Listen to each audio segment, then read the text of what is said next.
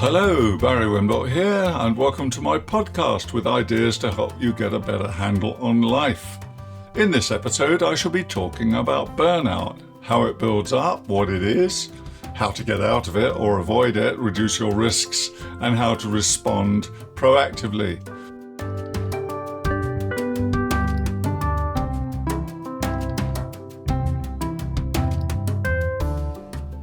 I get regular questions on this topic. Sometimes people ask specifically about burnout, but many of them talk about unremitting pressure from many different sources that can produce the constellation of symptoms that result in people burning out.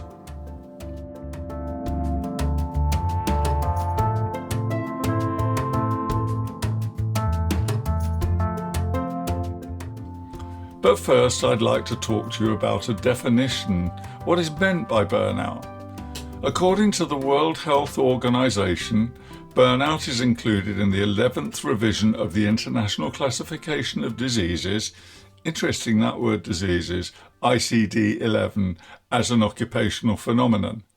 The reason I say it's interesting they use the term diseases, or they put it under that heading, is because the document is very specific and insistent that burnout is not a classified medical condition. Therefore, it's not a disease at all. It's a constellation of symptoms, and it's a bunch of effects on you from having been chronically stressed and not dealing with it. They say that it is characterized by feelings of energy depletion and exhaustion, increased mental distance from one's job or feeling of negativity and cynicism related to the job, and reduced professional efficacy. Burnout refers, they say, specifically to phenomena in the occupational context, in other words, at work, and it should not be applied to describe experiences in other areas of life. Well, I beg to differ a little on that final paragraph. It shouldn't be taken too literally in my view, because burnout can happen to people from pressures arising outside work. In fact, burnout was first identified in medical professionals and the caring professions, but of course many carers are not caring in a work-related capacity. They are caring for family members chronically ill, somebody who's chronically ill or with a chronic disability, for example. In fact, it says, according to the healthline.com website, a caregiver with burnout has become overwhelmed and is physically, emotionally, and mentally exhausted from the stress and burden of caring for their loved one. They may feel alone, unsupported, or unappreciated. They often haven't been taking good care of themselves, please note, I'll come back to that, and may be depressed. Now, I've worked a lot with carers. I was a long-term carer myself at one point in my life, rather sadly. I learned a lot in that experience. I've also worked a good deal with carers in the private capacity, as well as professionals in the medical health field, in the caring professions, as I call them. I've worked a lot with carers, and I've seen this happen and how hard it can be to protect yourself, because by the time people are on the slippery slope to burnout, they're often too knackered and too fed up, and they can't be bothered to do enough for themselves. And they're telling themselves a whole load of stuff about why they can't take respite care, for example. Oh, they can't manage without me and all of this. Or I don't deserve it. Because one of the things that happens with burnout is you start to lack a sense of confidence, and your self-worth really takes a dive, whether it's work-related or care-related, by the way. So when you're burning out or burnt out, or when you've been suffering from chronic stress for a long time, you're not in a good place to judge for yourself whether you are doing the best for yourself. So it's really important at that point to take advice on how to protect yourself and how to take a break and what to do while you're taking a break, because it's no good just taking a break. I'll touch on that later. So I'm talking about burnout regardless of the setting where it occurs. As an aside and relevant to caregiving again, you might also hear compassion fatigue talked about.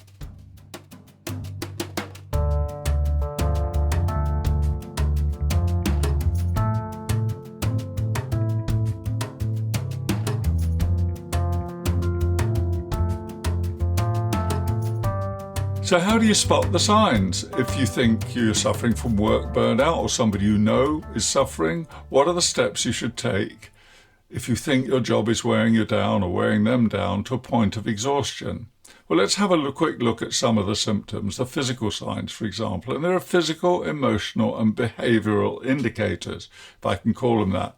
So physically, you might be feeling tired and drained, lowered immunity, frequent illnesses, frequent headaches, backache, and a change in appetite.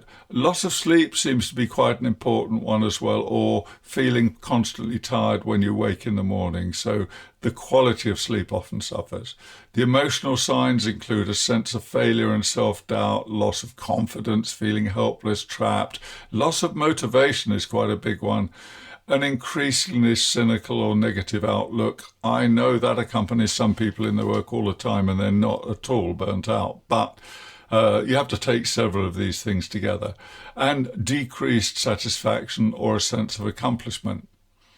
And then there are some behavioural indicators, as they call. So, for example, you might see somebody withdrawing from their responsibilities or not finishing their job, isolating themselves, breaking off social contact. Procrastinating, taking longer to get things done, avoidance of certain tasks, using food, drugs and alcohol to cope. And of course that's particularly pernicious because it's okay to go for a drink when you've had a very tough day. But if it becomes a bit too much of a prop, then it's perhaps worth taking notice.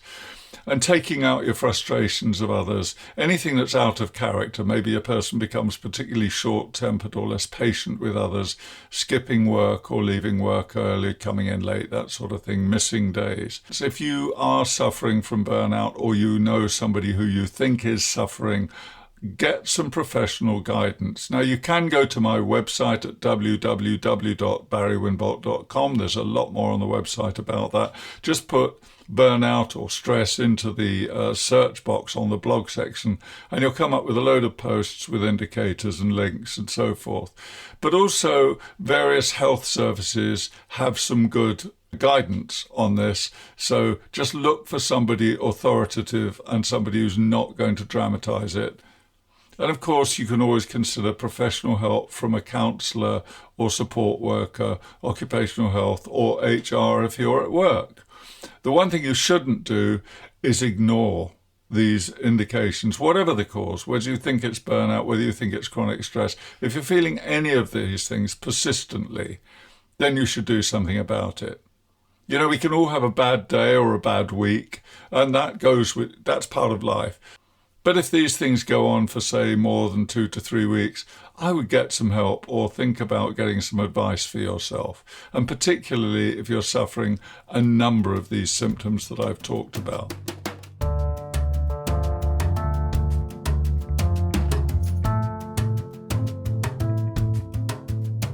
If you're experiencing constant high demand and you're feeling pressure in your job, you can begin to suffer from chronic stress. We're all used to the idea of stress, and it's now a recognised fact of life in many jobs. But burnout's different and more serious. If you see the signs in yourself, then it's time to take urgent action. If you fail to take the right steps, the risks to your health increase. The longer you leave it, the harder it will be to restore your normal vitality and motivation. This happens when there is no let-up or opportunity to do the things in life which normally help combat the effects of high demand. In other words, you don't get the little breaks and the enjoyable activities. But it's a bit more pernicious than that too, a bit more sinister, because what tends to happen is that our mindset changes, that chronic stress distorts your thinking, and you think you're okay when you're not, and you start making excuses to yourself, and you start cancelling things. Oh, I haven't got time to go to the gym, or I can't go for that weekend away, in the belief that if you do those things, somehow the heavens are going to collapse and the sky will fall in. The world won't come to a halt if you take breaks and learn to protect yourself. What I see most often in my work is that people who have failed to protect themselves, people who are highly committed to their jobs, in the misbelief that they cannot afford to take the time off. They cannot afford to look after themselves. But of course, what happens then is they have to take the time off eventually anyway, and the results are far more serious. So look out for the early warning signs and stick to your regular routines that keep you healthy.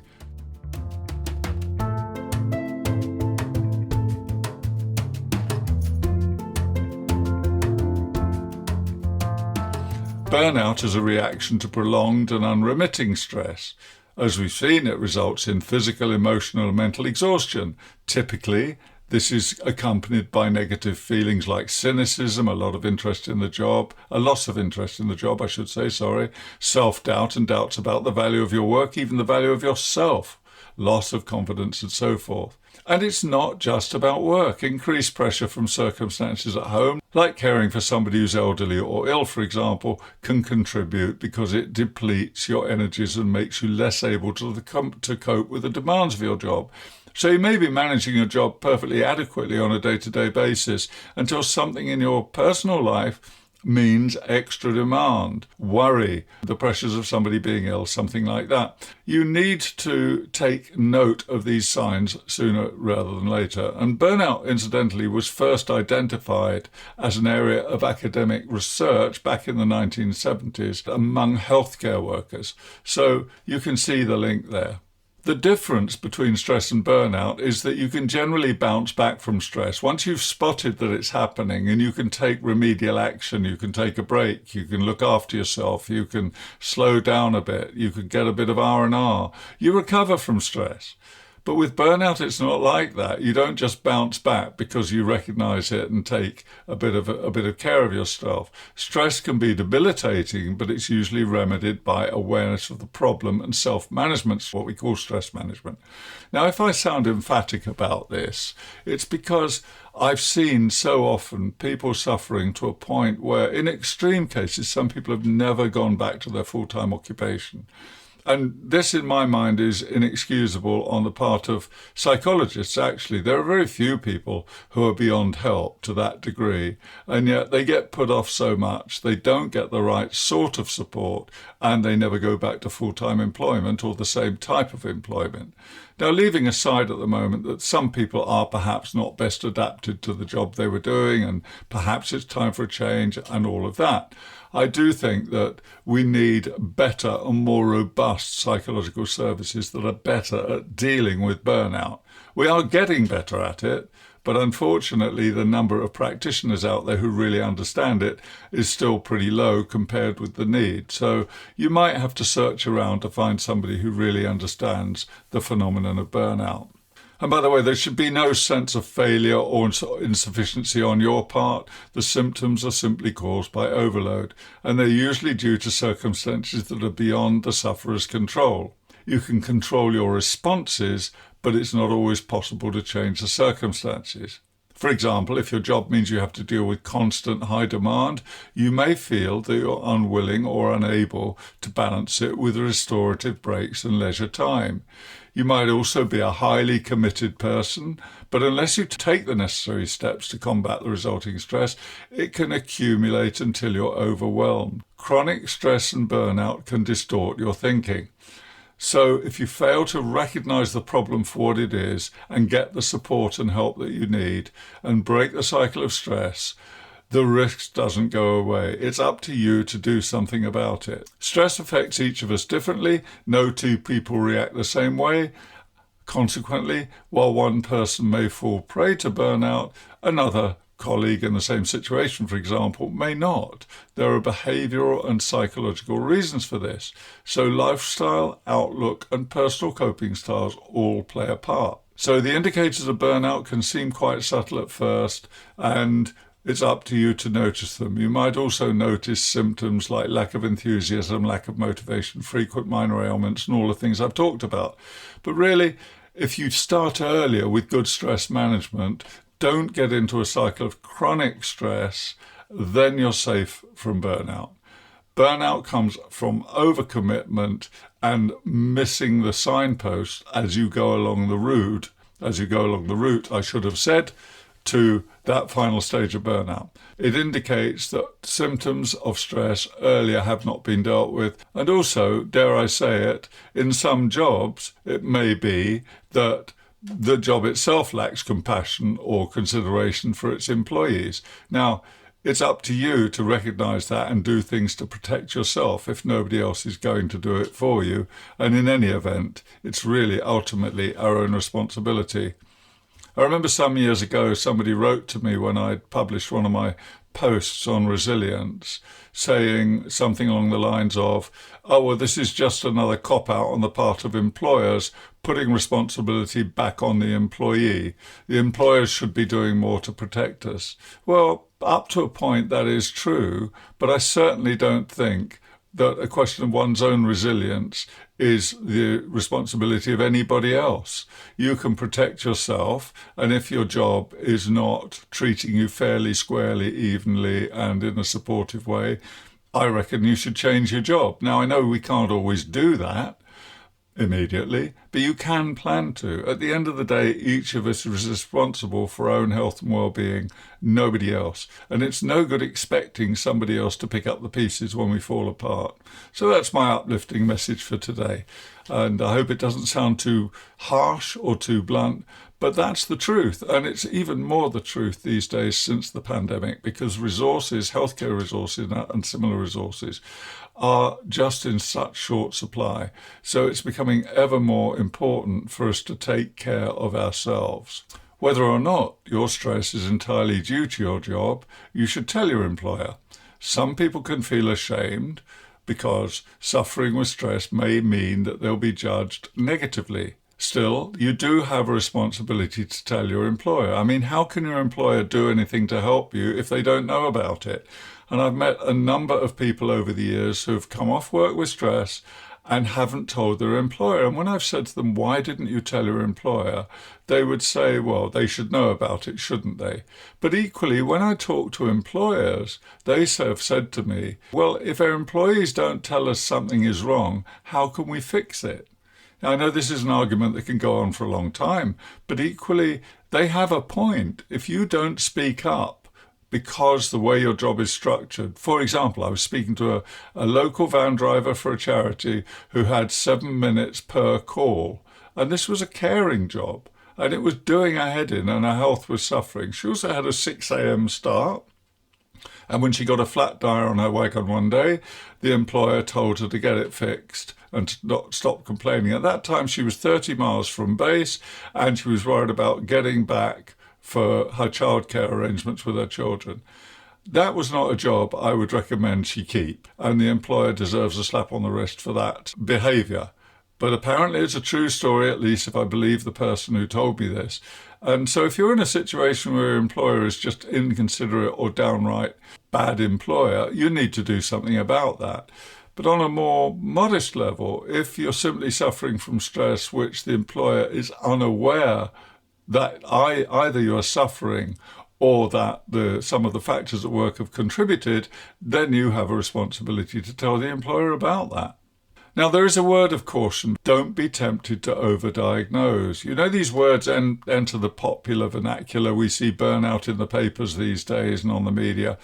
If it is burnout, if it fits the criteria, if it fits the symptom list, then okay, it's burnout. But it's not just burnout because you're having a bad day or a bad week or even a bad month. Burnout occurs when most of the symptoms are experienced most of the time.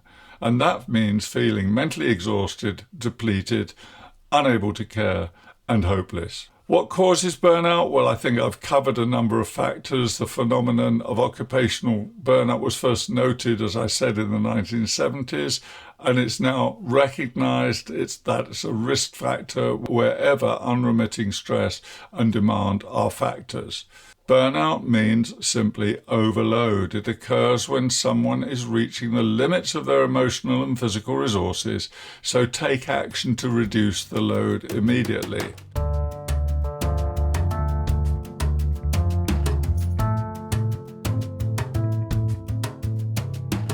It is reversible, Early is better. The sooner you spot the signs, the better, the easier it is to recover.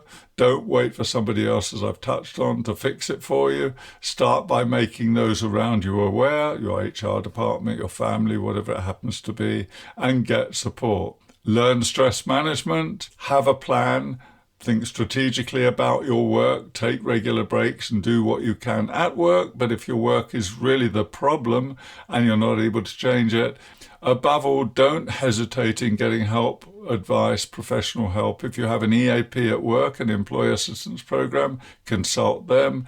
Get a private practitioner outside work. If you'd rather do that, consult somebody like me. And I'm not toting for business here. I'm quite busy enough. Thank you very much.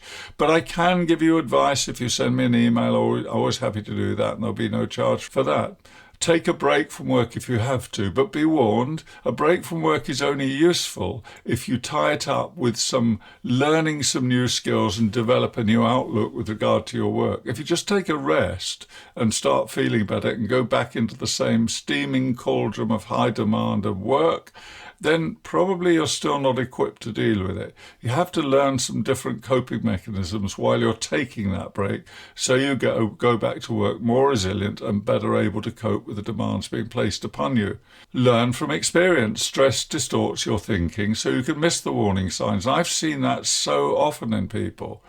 Learn what the early warning signs are and agree with yourself that you'll do something about them. So you can learn the effects of chronic stress, you can take the effects of chronic stress, should I say, or burnout as part of a learning process. Learn by it and get better at dealing with it in future. Another interesting little point here is learn to accept the fact that good enough is sometimes good enough. I learned this when I wrote my first book. I was aiming for perfection, naturally, don't we all?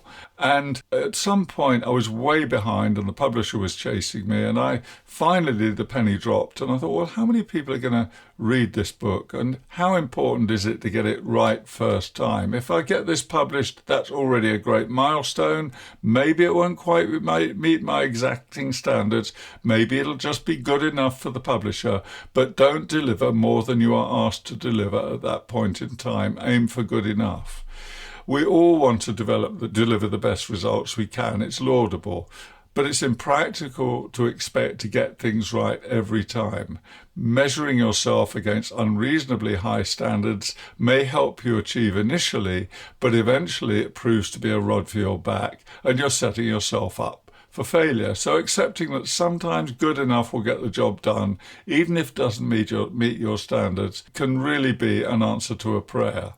And in the meantime, build your resilience. Look at stress management, learn about things that increase resilience, and become better at managing yourself. I'm almost done with this topic because I could go on and on and on. I hope it's given you some useful pointers. But finally, what do you do to support a family member or a colleague who seems to be suffering with burnout? Well, remember, you can lead a horse to water, but you can't make it drink. You remember that old saying? They probably won't take your advice. And I was once given some very good advice by a man much older than myself, much more experienced. And he said, remember, you don't want to make the buggers drink. You want to make them thirsty. Now, I hope I haven't shocked you too much with my lapse in language there, and if you want to complain, by all means do. But a better strategy would be to just suck it up and put me down as somebody who swears occasionally, like we all do. Anyway, the point here is that actually it was a real eye-opener for me, because I thought, you often try and give advice to others around you, don't you? If you know what's best for them, and we all do, don't we? We always know what's best for other people, and we dish out advice left, right and centre. Then we get frustrated because they won't take our advice. But what about if you make somebody curious about what they could do for themselves? So, for example, you could be a good role model. You could seek help yourself, or in some other way generate curiosity about how they might help themselves. That's always going to work much better than trying to dish out remedies and advice. You could point them to the relevant blog post, website, TV program, or whatever it happens to be. So you may feel unsure about approaching a colleague when you're concerned about them. However, if you're seeing a change in their behaviour and you're concerned about them, approach them supportively and with due sensitivity and tell them you're worried. Tell them about your concerns. If you want to know more about burnout, resilience and remedies to stress, head on over to my blog at barrywimbolt.com, and of course, I'll be back next week with more relevant topics. For now, thank you for listening. If you've enjoyed this episode and you'd like to help support this podcast, please share it with others, post about it on social media, or leave a rating and review even. To catch all the latest from me, you can follow me on Instagram at barrywimbolt.com, on TikTok and YouTube. So, it's been great to have this opportunity to speak to you. It's always a privilege to dish out this stuff. I hope you found it interesting. Thanks again.